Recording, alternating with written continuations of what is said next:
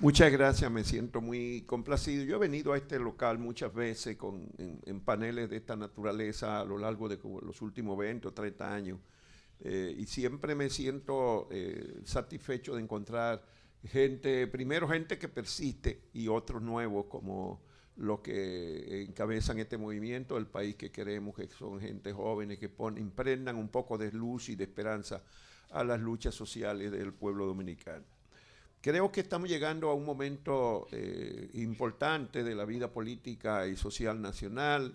El gobierno de Medina va a cumplir dentro de menos de un mes ya sus 6 años, la mitad del segundo periodo, y creo que el deterioro que está marcando no puede ser más claro y contundente, que está de manifiesto en las últimas crisis que ha afrontado un gobierno que tiene que ha tomado en 6 años 12.000 millones de dólares en bonos prestados, que desde el 2013 duplicó la deuda del Estado. Desde el 2011, quiero decir, desde el 2011 duplicó la deuda del Estado con 3.100 millones en 7 meses de este año. Ya eso es lo que han colocado en bonos y la deuda interna no es evaluable fácilmente en este momento. El gobierno está endeudado por todas partes y la ausencia de pago a prestadores de servicios y a suplidores es enorme.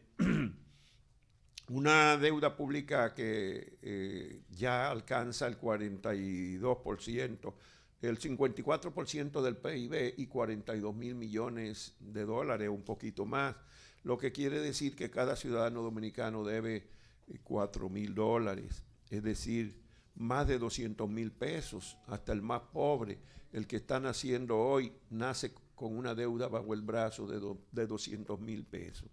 Y lo grande es que nos prometen que vamos a seguir buscando dinero prestado y endeudando el país. Y ahora están tratando de descubrir la mina de China para eso, porque no ha sido suficiente lo que hemos tenido. Es un crecimiento que se pregona por todas partes del mundo, con cargo a las nuevas generaciones, basado en lo prestado, en casi 6.000 millones de dólares anuales de las remesas de los dominicanos que se fajan en el exterior, que fueron expulsados de esta sociedad porque aquí no encontraban un espacio para crecer, con un turismo que tiene grandes desafíos crecientes por los cambios climáticos y el deterioro ambiental, cada año con mayores déficits fiscales y de la balanza comercial, un país que no crece en sus exportaciones, que no puede competir más que con Haití y en los últimos años en descenso esa competencia, ese mercado, porque hemos tenido un desencuentro muy grande en la isla y nosotros lo hemos manejado muy mal en muchos aspectos, con un discurso de odio, de desprecio y de desconocimiento del vecino, y ellos nos están cobrando, poniéndonos cada día más difícil el mercado, en el único mercado en que hemos estado compitiendo con alguna ventaja, con déficit comerciales con todos los países del Acuerdo de Libre Comercio de América Central y el de Estados Unidos, que ha aumentado 10 veces sus exportaciones a la República Dominicana y nosotros apenas hemos podido crecer un poco. Un grave deterioro de la seguridad con soluciones tan ineficaces y contraproducentes como las redadas masivas del patrullaje mixto que hemos visto en los últimos días y que desprecian a la población pobre, a los trabajadores, a los jóvenes de los barrios, a los 2.300.000 personas que se mueven en el país en un motor o para ganarse la vida como mensajeros o para ganársela en el motoconcho o para ir a su trabajo o a su centro de estudio junto con sus hijos, su mujer o el vecino o el amigo. Y todas esas personas pues son consideradas delincuentes y sospechosos y se le detiene masivamente.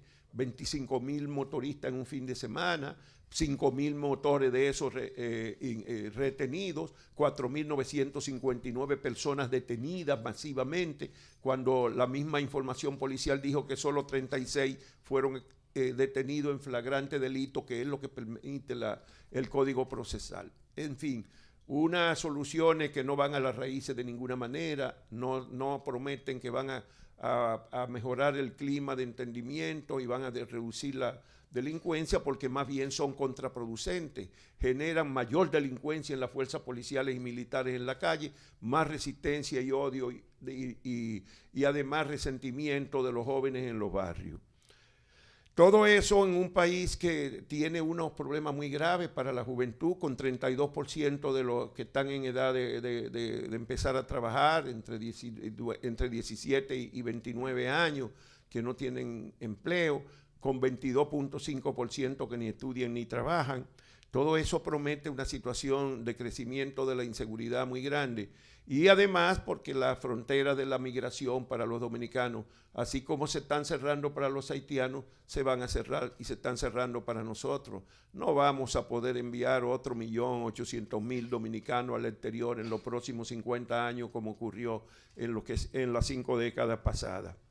El partido Corporación aumenta la exhibición descarada del secuestro de las instituciones, como ha quedado claramente manifiesto con el problema de las reformas políticas electorales a lo largo de todos estos años. Se está cayendo una vez más la legislatura y siguen empantanados en discutir si Danilo quiere un padrón abierto o un padrón que le permita vencer a Leonel, si Leonel puede vencer a Danilo para volver, y una oposición política bastante débil e inconsistente, a pesar de que la última elección electoral, la del 2016, le demostró que cada uno individualmente, cada partido no podía resolver, enfrentarse a una maquinaria de dominación como la que ha podido montar el Partido de la Liberación Dominicana. Los escándalos de corrupción opacan uno al otro, al siguiente, ya acompañado de sangre o de crímenes, como en los casos de la OISOE o de la ONSA o del CEA en San Pedro de Macorís, y un devenir de impunidad inconcebible en la sociedad dominicana. Ya no vale que se demuestre absolutamente nada. Los últimos escándalos revelan una verdadera disolución del Estado. El expediente de Odebrecht y la forma en que se ha manejado, la negativa a investigar las sobrevaluaciones, que 1 año 8 meses después de que estalló ese escándalo, todavía aquí no se ha podido evaluar si hubo aquí sobrevaluaciones o no de las obras que se construyeron por varios miles de millones de dólares. La lista de sobornados que tantas veces se prometió no apareció y por lo tanto no hemos podido ser satisfechos ni con los sobornos, ni con los sobrevaluadores, ni mucho menos con los que financiaron campañas electorales y reformas de la Constitución con el dinero de Odebrecht, que era el dinero de nosotros, que se nos sacaba por un lado para repartirlo por el otro. Eso es insólito lo que ha ocurrido en ese ámbito y ahora mismo lo que tenemos es 5 imputados. Asómbrense, son 2 del gobierno y 3 de la oposición. Este es el único país donde los que fueron sobornados fueron mayoritariamente los opositores. En todas partes han sido funcionarios y legisladores oficiales, pero aquí fueron 3 de la oposición y 2 del gobierno. Por otro lado, los papeles de Farida han ratificado en estos días el compromiso del gobierno de Medina con la corrupción política personificada en los delincuentes Joao Santana y Mónica Moura. Eso no deja ya la más mínima duda. Esos documentos que entregó, yo no sé si el Contralor de la República llegó a darse cuenta de lo que estaba entregando, pero hay mucha gente confundida con el documento que emitieron ayer, que es todavía más ofensivo, más vergonzoso, decir cuando se le ha presentado 11 contratos, y es verdad, no son 3.400, pero son 3.346 millones de pesos. 1.346, perdón, no son 1.400, bueno, ella dijo casi 1.400, y eso es casi 1.400 millones de pesos. Ahí están, en los papeles que entregaron, ahí están en 11 contratos, eso es lo que suma. Y la respuesta que hay es que no se puede investigar y que además lo que están es creando disturbios y hablando mentiras. Es una respuesta oficial verdaderamente penosa, que demuestra que no hay ninguna posibilidad de que esta gente puedan entender el clamor que tiene la sociedad dominicana por ponerle algún límite a la corrupción. La última es la planta que vendieron, que fueron a vender a la China. Bueno, yo supongo que ya algunos de ustedes habrán visto hoy las fotografías del acto que en el Palacio del Pueblo se celebró en Pekín con asistencia de autoridades de ese país, varios funcionarios dominicanos. Ahí hay un asesor en la fotografía de Bichara, el que está negando que existe eso. Es una cosa inconcebible. Entre los que está presente hay uno de los asistentes de él. Y está un hermano de Francisco Domínguez Brito, que es abogado, que están ahí. Son personas conocidas. Es decir, no es solamente Santana, el presidente del Consejo Administrativo de la CDE. Es que no es posible, nadie puede concebir que él llegara a China a un acto de esa naturaleza, que tuviera la representante del Estado Dominicano y que eso fuera una iniciativa individual. Ahora, ¿quién llevó a eso? ¿Por qué lo revocan? Porque llegaron al extremo en medio del otro escándalo de darse cuenta. Bueno, primero porque se publicó fuera, eso ocurrió hace 2 semanas, aquí no se había informado. Y al publicarse fuera, entonces salen a desmentirlo, porque se encontraron con la realidad de que no ha habido concurso, de que están ofertando hasta el puerto de Manzanillo, es decir, están posando por encima de la ley otra vez y del Congreso Nacional. Y parece que alguien le dijo, miren, en este momento la pista está demasiado caliente, hay que contener eso. Pero eso vuelve a indicar los niveles de deterioro institucional en que se encuentra el país. Vamos a ver qué podemos hacer, los graves desafíos que tiene este país, un país con una sociedad adolescente que ni siquiera acaba de reconocerse a sí misma, que tiene profundas dificultades para reconocerse cultural y hasta racialmente, que la mayoría de la población vive creyendo que son blancos o indios y no quieren reconocer su condición de mulato y una parte de ellos de negro, que se pretende desarrollada solo en comparación con Haití, por supuesto, porque en todas las evaluaciones casi que nos hacen de cualquier naturaleza, el país aparece en la cola de América Latina y en algunos casos del mundo, como ocurre con los niveles de la educación, la calidad de la policía, con los niveles de corrupción, de malversación, de dispersión de los recursos públicos. Lo cierto es que nosotros estamos en una situación de un país que tiene serias dificultades para aunar sus esfuerzos, porque todos somos llaneros solitarios, clases medias obsesionadas con irse del país, los jóvenes están pensando en un bote salvavidas individual, el movimiento sindical adocenado, las masas adormecidas, en un panorama verdaderamente difícil de trabajar para revertir el nivel de dominación y de deterioro político y social que hay en la sociedad dominicana. Es también notable la vocación a la dispersión, al individualismo del llanerismo solitario. La reciente experiencia de la Marcha Verde parece estar indicándonos eso. La Marcha Verde ha sido el movimiento más espléndido, más importante de la sociedad dominicana de muchos años, tal vez solamente comparable con el estallido revolucionario de 1965, pero es obvio que hemos tenido dificultades de gestionar esa confluencia de fuerzas. Y yo encuentro gente dentro de la Marcha Verde que ya se excluyen unos a otros. O sea, no hemos podido mantener el flujo de fuerza que representó el año pasado ese movimiento. Y hay que sacar las lecciones y aprender a ver si es posible recuperar la ofensiva en la calle, pero eso tiene que pasar por una catarsis colectiva de los grupos que han incidido en la Marcha Verde y el reconocimiento de que tenemos que ser tolerantes y diversos, plurales, entender que no hay posibilidad de salir adelante cada uno individualmente, ni cada grupito por su lado, que la confluencia de fuerza es lo único que da posibilidades de abrir espacio. Esa situación creo que tiene un desafío grande. Por ahora están convocando a una marcha de 1 millón y es un error absolutamente. Y además se le advirtió, en una reunión de un grupo de comunicadores, se le advirtió que no podían hablar de 1 millón de personas porque lo que hay es un cierto reflujo sobre la marcha. Y en la última tal vez reunimos 150,000 personas, pero no podíamos entonces ahora pretender que vamos a juntar. Y si reuniéramos lo mismo 150,000 sería un fracaso porque estamos hablando de una marcha de 1 millón. Es decir, con unas incapacidades para entender la lucha política que se refleja en grupos políticos tradicionales que se sentían molestos con la presencia de segmentos de la clase media y de la clase media alta y hasta de algunos empresarios. Y había gente que parece que no podían entender lo que eso significaba y se sentían incómodos con eso. Y hay también nuevos actores de esas clases que creían que podían asaltar el palacio de la noche a la mañana, que ya estábamos llegando a transformar el país, cuando lo que había que hacer, como yo escribí sistemáticamente, es seguir marchando, es seguir acumulando fuerza, que todavía no tenemos fuerza suficiente para obligar a los que detentan la maquinaria del poder a entregarse en términos de la corrupción y de la impunidad, y mucho menos para sacarlos del poder. Lo que estamos sembrando ahora mismo es la dispersión otra vez en ese segmento. Francamente, así es que yo lo veo y lo interpreto.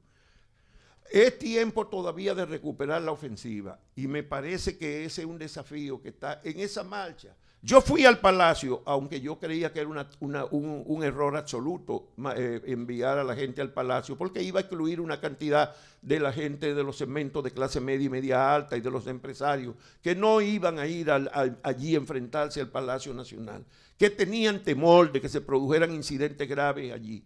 Y sin embargo yo fui y voy a ir a esta marcha.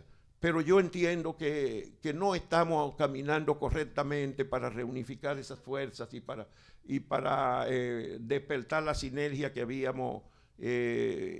iniciado el año pasado. La Marcha Verde, yo dije en una oportunidad que tenía que mantenerse marchando, moviéndose, por lo menos hasta la coyuntura política del 2020. Que la coyuntura política del 2020 para mí era a la Marcha Verde lo que fue la del 2012 a la lucha por el 4%.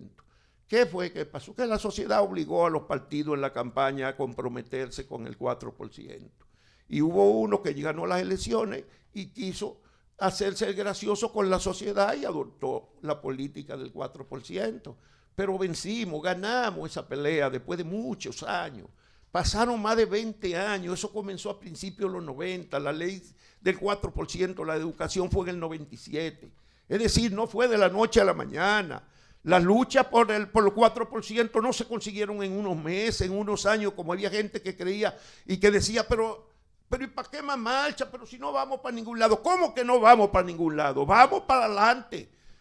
Pero había gente que creía que con 3 marchas ya iba a ver los frutos que caían de la mata, que se iba a caer el gobierno, que Danilo iba a renunciar, que el PLD iba a entregarle el gobierno a los dirigentes de la Marcha Verde o a la oposición política, esa oposición débil. Bueno, yo creo que tenemos por delante una coyuntura de toda manera para el 2020 en la que estamos obligados a buscarnos algún tipo de concertación o condenarnos a vivir en una dominación política que los PLDistas dicen que por lo menos debe ser hasta el 2044. O sea que solamente faltan 26 años. 26 años más.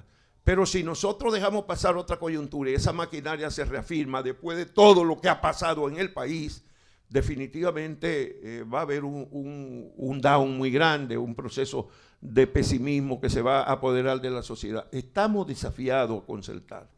Y yo soy parte de un movimiento que está tratando de juntar grupos de la sociedad civil. Es una tarea muy difícil, todos lo sabemos, y ya lo hemos intentado otras veces. Pero nosotros tenemos serias dudas sobre el sistema de partido. Compartimos esas dudas. Por supuesto, no creemos que los partidos son algo diferente a lo que son nuestros sindicatos, ni nuestras organizaciones profesionales, ni siquiera nuestros clubes sociales, ni nuestras juntas de vecinos, ni son diferentes a ningún segmento de la sociedad. Son desintegrados, donde predomina, donde hay muchísima corrupción, como en muchos ámbitos de esta sociedad. Claro que tienen una mayor responsabilidad los partidos, porque se supone que están destinados a regir la cosa pública. Y por supuesto deberían de dar ejemplo entonces en esa dirección. Pero nosotros tenemos que partir de la sociedad y decirle a los dirigentes políticos, esos que están ahí, porque no tenemos otros, ni creo que tenemos tiempo de empezar ahora a organizar el partido 27, porque partidos hemos tenido de sobra. No es porque no hayan salido de todos los signos progresistas. Cada año cada elección hemos tenido algunos nuevos y nosotros nos pasamos del 1,5 o el 0,5 o el 0%. Es decir, tenemos que partir de una realidad de que lo que se impone ahora es el rescate de la democracia. El rescate de la democracia implica unos lineamientos fundamentales que unan las más diversas fuerzas sociales y políticas del país. Y después, pero no solamente pensando en la presidencia, es que aquí tenemos que pensar en el poder local, en el poder municipal, en el poder congresual. Aquí cada político se sueña presidente de la República y no puede entender que hay que comenzar frente a una maquinaria en la que ninguno de esos sectores progresistas o populares o de izquierda o como ustedes quieran, no tiene ninguna posibilidad de competir con mínimo de éxito frente a esas maquinarias de dominación, por sí solo, cada uno separado. Y que hay que buscar la manera de empezar a crear una base municipal y popular en el Estado, a crear municipios modelos, a multiplicar las voces en el Congreso y si es posible de tronar la maquinaria, pues de tronar la maquinaria, pero con una visión de que es desde abajo hacia arriba que vamos, que no es solamente que hay que pensar en un candidato presidencial.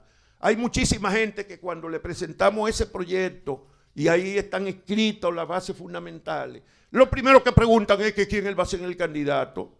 Digo, pues pero dime quiénes van a ser los 4.106 candidatos.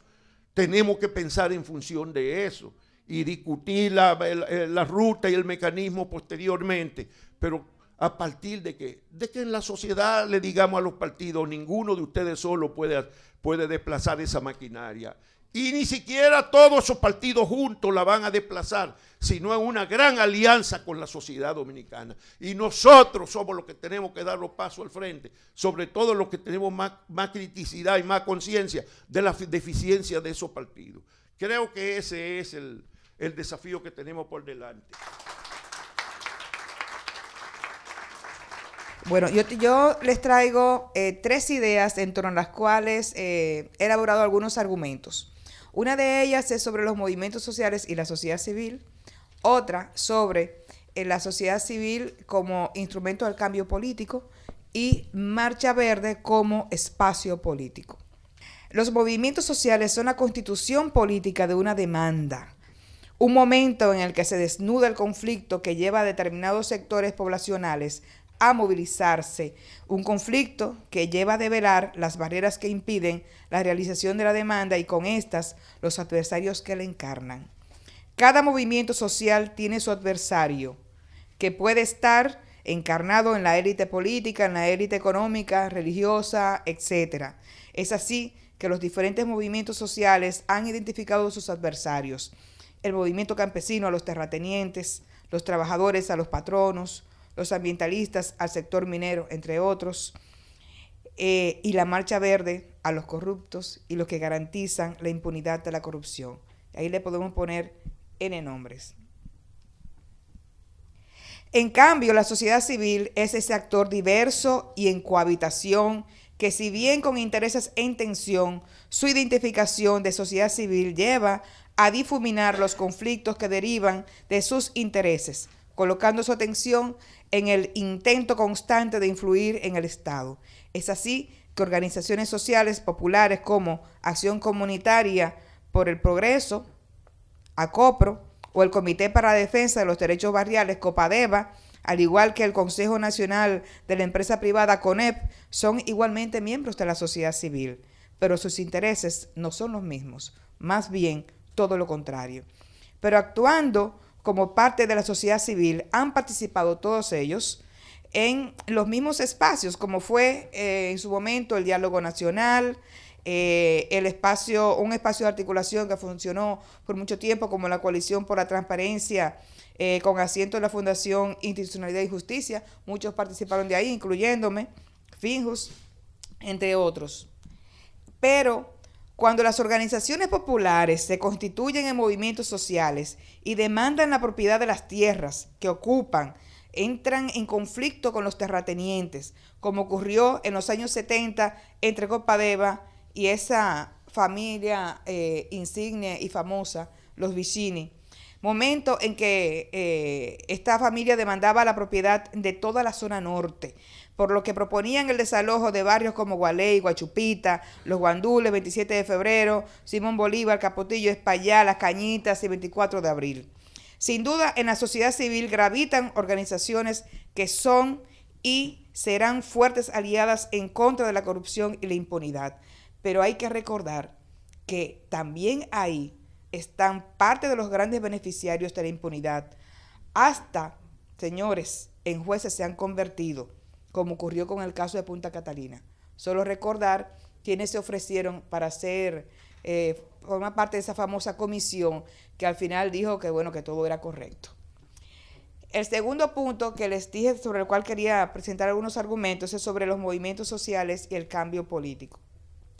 La teoría política no se equivoca cuando señala que los movimientos sociales son parte fundamental del cambio político.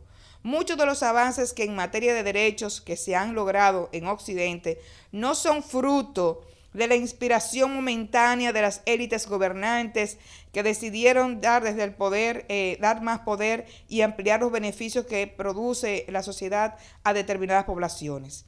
Cada derecho ha costado sangre, ha costado enormes sacrificios realizados en el marco de movimientos sociales que marcaron hitos en la historia política. A los trabajadores y trabajadoras, así como a las sufragistas, no les han regalado nada. Se lo ganaron en el escenario de la lucha. Los movimientos sociales son organizaciones políticas, ya que sus demandas necesitan, la más de las veces, modificar de alguna forma las relaciones de poder que impiden el cambio de situaciones normalizadas y que son mantenidas por la acción de determinadas élites. Es por esto que los movimientos sociales por sí solos difícilmente pueden provocar el cambio que dicho movimiento necesita.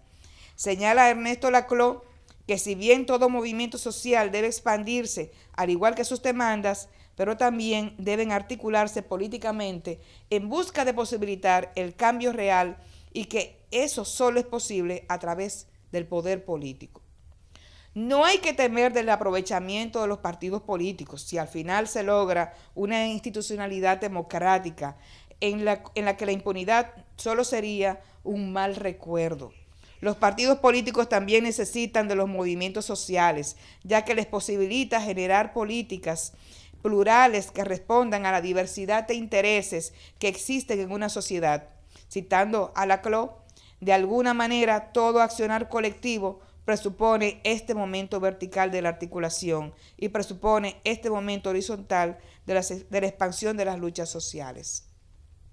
La tercera idea, como les decía, es sobre la Marcha Verde como espacio de acción política. Y es que Marcha Verde es un espacio de acción política. No les quepa la menor duda. Y lo es porque los movimientos sociales son parte del sistema político, pero sobre todo, porque la demanda de Marcha Verde es profundamente política. El fin de la impunidad, señores, ¿qué más político puede haber en este momento que esta demanda? ¿Y qué es la impunidad en este contexto político? Nada más y nada menos que uno de los principales engranajes de la reproducción del poder de la élite gobernante. Si la corrupción financia campañas electorales, significativos favores políticos y crea la base de sustentación económica de los liderazgos gobernantes, entonces la impunidad es la que protege la base de reproducción del poder. Y es contra eso que se enfrenta. Por tanto, cuando Marcha Verde reclama el fin de la impunidad, está colocando el dedo en la llaga que hoy carcome lo que nos queda de democracia. Este movimiento ha puesto la mirada en el centro del problema, pero todavía falta. No basta lograr grandes movilizaciones e incluso articularse con las fuerzas políticas de oposición que tengan la valentía de comprometerse con la lucha contra la impunidad. También se requiere, como señalara Vanna Yanni hace poco en una entrevista, y la cito, identificar en tiempos no largos objetivos claros y compartidos de cambios institucionales, mecanismos que garanticen políticas de transparencia y de rendición de cuentas. En caso contrario, queda solo un malestar que rueda sobre sí mismo, dejando que todo permanezca igual mientras crecen la inseguridad y la corrupción.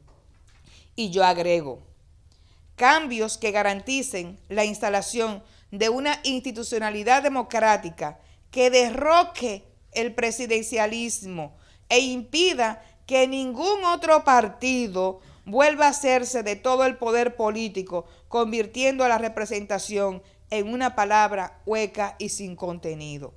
Marcha Verde hoy es el espacio político que está impulsando la construcción de una nueva democracia, pero todavía no se ha dado cuenta. Muchas gracias. Yo quiero manejar 4 cosas fundamentales. Lo primero es esto. Los procesos de cambio, de transformación y de liberación que se están dando en el mundo se van a dar con nosotros y sin nosotros. Oigan lo que estoy diciendo. Esto no hay cómo detenerlo. Porque ya el pueblo se hartó. Ya no hay cómo detener esto. Yo ahorita voy a intentar decir algo. Pero lo que quiero decir es esto.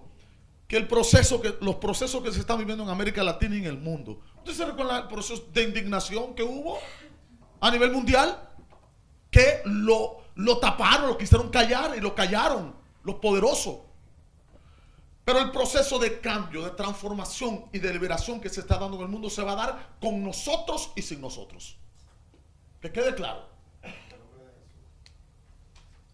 Pero el liberador, no el que la iglesia no predica. Perdonen, yo soy cura, pero nosotros los curas. Entonces, ¿qué yo sugiero? ¿Qué es preferible? Estar metidos en esos cambios, en esos procesos de liberación y de transformación. ¿Por qué? Porque después nos vamos a querer meter y vamos a ser rechazados por oportunistas. Y entonces no hicimos, como dijo Juan Bolívar, el proceso de estar acompañando y estar metido y sudando y padeciendo lo que padece la gente. La UAS antes era una experiencia lindísima. En su contacto directo que con la comunidad perdió eso. Ahora, ¿qué se ha convertido? Lo que todos sabemos, de que se politizó. Por lo tanto, reitero, esto no hay cómo detenerlo. Por más que querramos. Y por más que el Estado, en ese caso, venda cosas y quiera venir, y que Faña tenga que andar presentando documentos y que después nadie le crea. Eso están ahí y es verdad, porque ellos creen que lo van a esconder, pero la verdad no hay forma como esconderla. Y en un momento sale. Lo primero es eso. Lo segundo, yo tuve la oportunidad de estar en Chiapas, en México, con el comandante Marcos. Unas vacaciones, en lugar de coger para acá, a teorizar, dije, yo me quiero quedar acá y quiero hacer una experiencia diferente. Me metí a la selva. Un día se acabó el alimento. Y mandaron a un soldado y a un campesino que le acompañara a la selva para ver si aparecía alguna cuestión de alimento. Se internaron en la selva, todo el día caminando, no encontraron nada.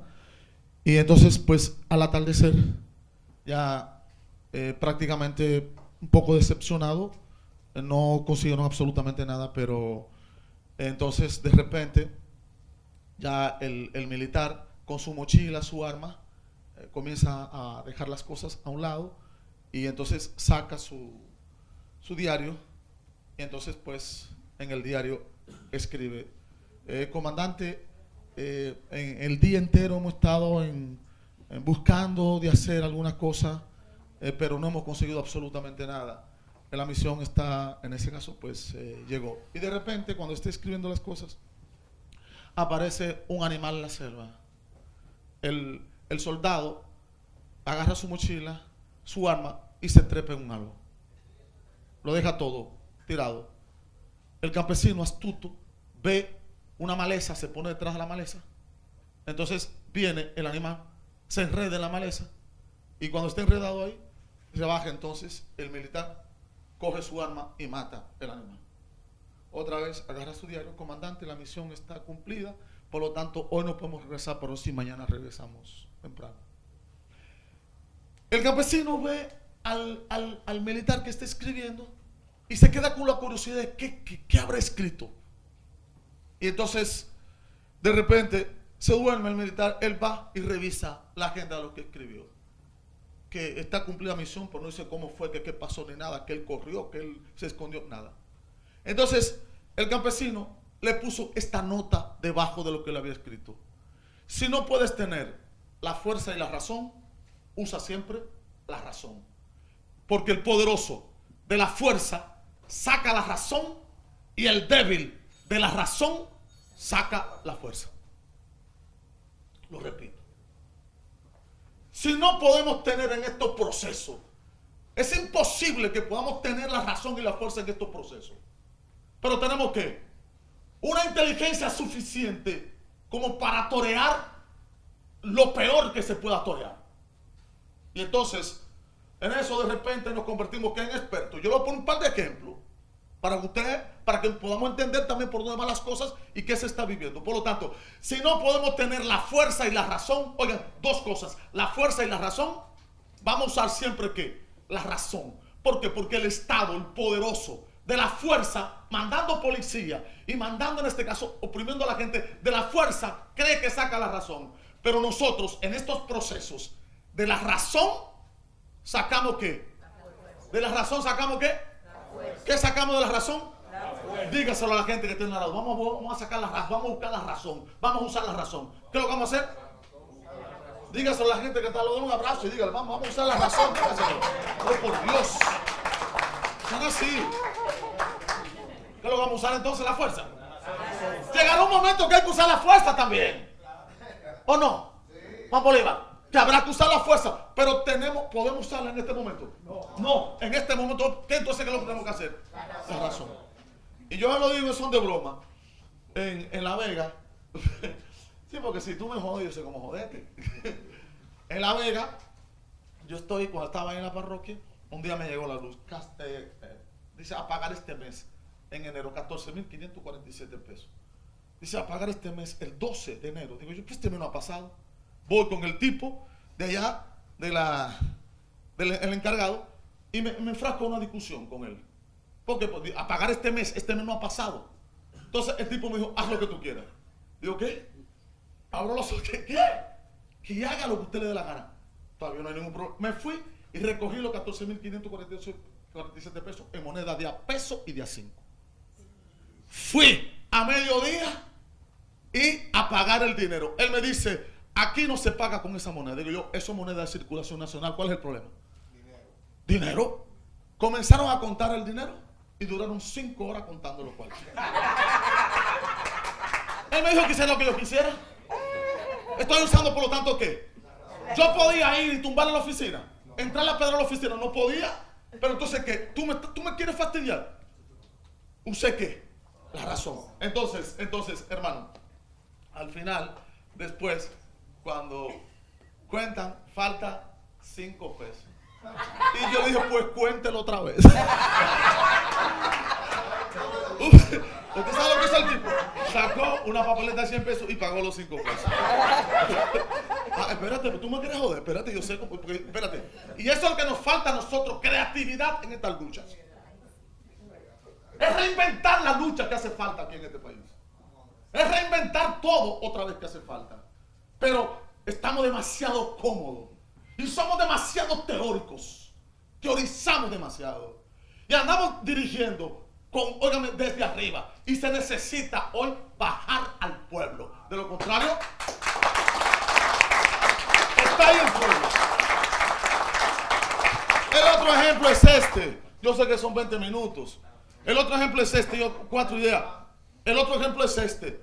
Vinimos al Senado con el tema de Loma Miranda Parque Nacional. Dicen, el cuento de siempre nos meten una comisión para resolver este problema. Y me dicen a mí, el padre que vaya a la comisión, yo no voy en esa comisión. ¿Cómo que tú no vas a ir? Tú andas con nosotros. Digo yo no voy a la comisión, pero yo hoy voy a entrar al Congreso.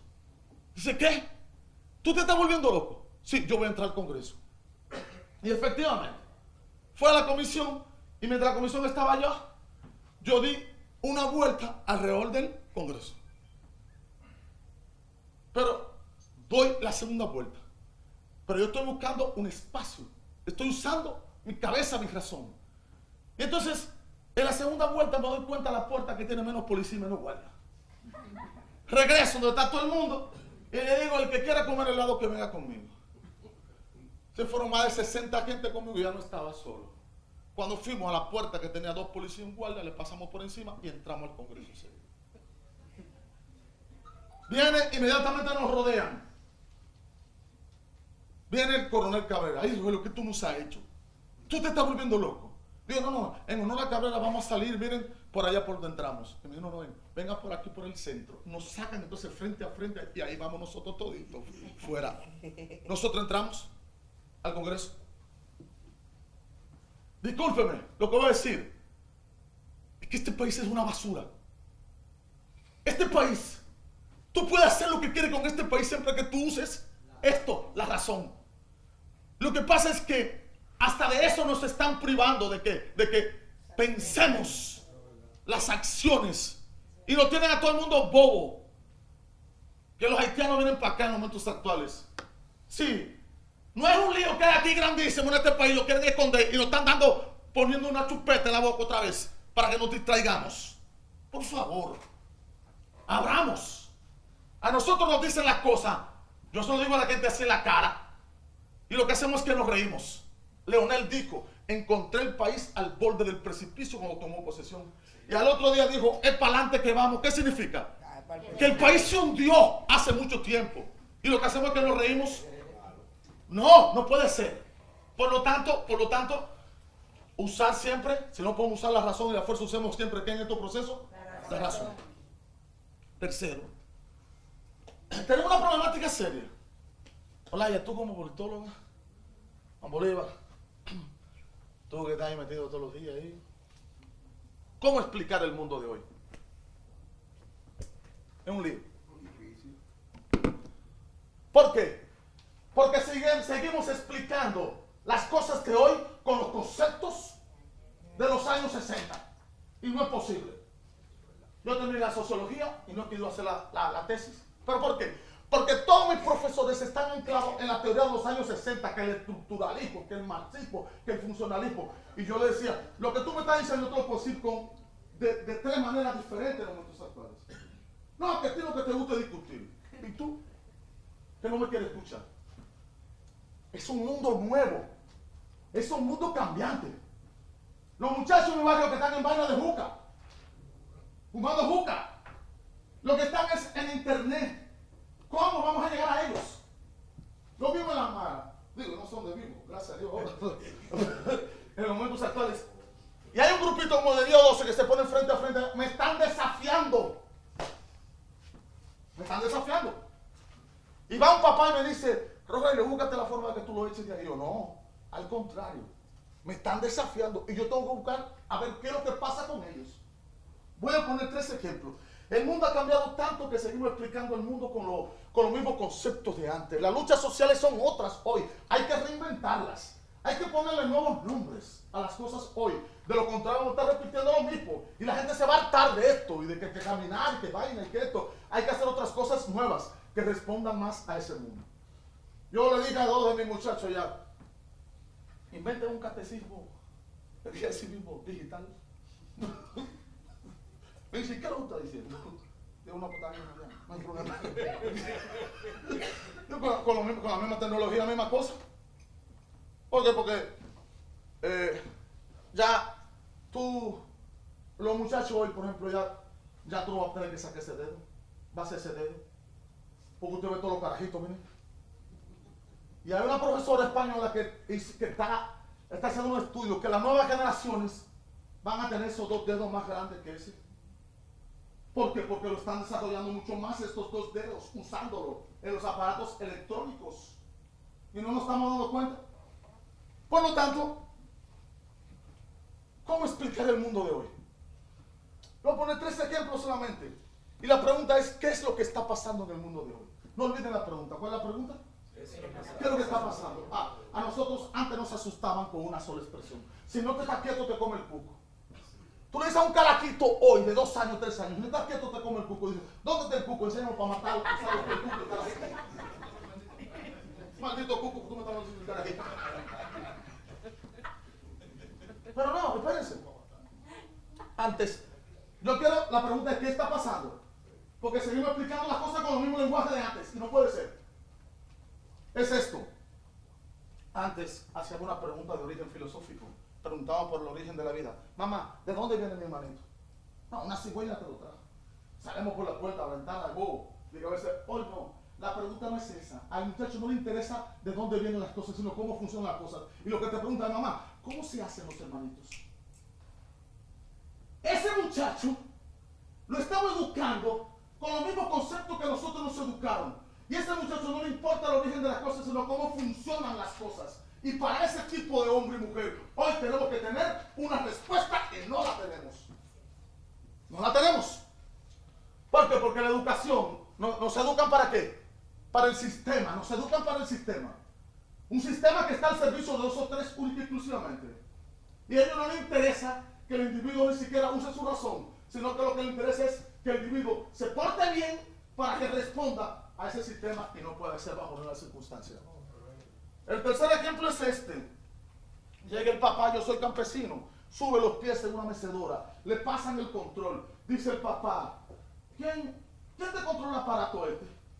Y viene una niña o un niño de 2 años, papá, no sea bruto, eso se arregla así, así y así. Y arregla inmediatamente el aparato y todo el mundo, ¡ay, qué caray, estaba inteligente! ¡Lo arregló! Tú antes tú le decías, papá, no sea bruto. Y el pecozón que te da por la boca se te cae entre los dientes. Y hoy se lo celebra. ¿Qué es lo que está pasando en el mundo de hoy? Lo que está pasando en el mundo de hoy es que seguimos dando las explicaciones a este mundo con los mismos conceptos de hace 20 y 30 años atrás y no es posible. Por lo tanto, necesitamos ¿qué? Una nueva explicación. Y ahí viene entonces lo cuarto que quiero decir es esto. De esa misma manera, las luchas sociales. Pero, por favor, queremos un nuevo país. Está bien. Pero con el marco jurídico que tiene esta sociedad, del código napoleónico, de allá de la Edad Media, ahí es que usted quiere meter estos pleitos, estas luchas sociales. Mis ideas como cura me las quieren meter en el derecho canónico que es medieval. No, necesitamos un nuevo marco jurídico y aquí los abogados tienen un trabajo inmenso para comenzar a crear ese nuevo marco jurídico que permita que me recoja los problemas de esta sociedad y cómo, en este caso, poderlo llevar a su término. ¿Termino con esto? ¿Qué es lo que hace falta? Empoderar al pueblo. Empoderar al pueblo. Y ese empoderamiento del pueblo entonces es, yo digo con esto, con una participación real y protagónica. No me ponga a la gente a decir lo que tú quieres oír. No, que la gente, crear canales reales de participación de la gente. Oigan, canales reales de participación. No es porque desde el punto de vista religioso, en aquel tiempo dijo Jesús, está bien, pero hoy, ¿qué me dice Jesús? No, vamos a ver, crear canales reales de participación. Por lo tanto, ahora, nosotros, por favor, discúlpenme, lo más adulto, soltemos en banda y pongamos a los jóvenes a participar. Y nosotros quedémonos como asesores ya, acompañándoles, aprendiendo de ellos. Por lo tanto, yo digo, lo que nos toca ahora es acompañar más que protagonizar. Oigan, mucha gente se resiste y me dice que yo soy un maldito y un fatal. Llegó el tiempo, yo no entiendo. Un muchacho que le diga a su mamá, a una muchacha, mamá, usted está mofle. ¿Tú te imaginas? ¿Qué significa mamá, usted está mofle? ¿Tú sabes qué significa? Y mire, abajo, detrás y caliente.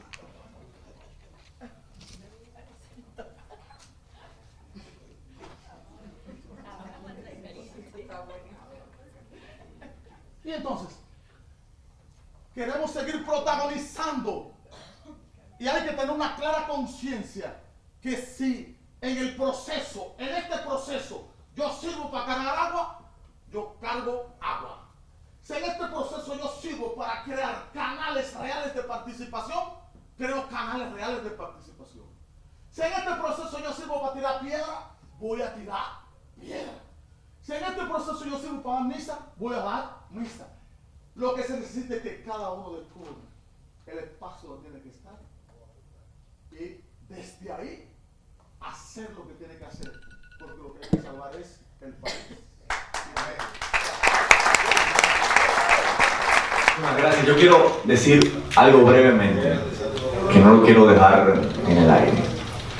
Yo creo que si hay algo que a todos y a todas los que estamos aquí nos vincula, es el sentimiento verde. Y cuando yo digo el sentimiento verde, no me refiero a una marca, no me refiero a una organización, sino me refiero a esa idea tan poderosa que provocó que todos nosotros nos movilizáramos en cada ocasión y que nos vamos a volver a movilizar. No sé si la marcha de 1 millón, de 2 millones, de 500.000. Lo que no puede parar aquí ni un segundo es movilizándonos contra un sistema político que hizo aguas, contra un sistema político que no tiene la capacidad de dar respuesta. Y el país que queremos, para lo que nació, es para servir de instrumento político junto con los que quieran estar para poder transformar esa indignación en la reforma que este país necesita. Muchísimas gracias.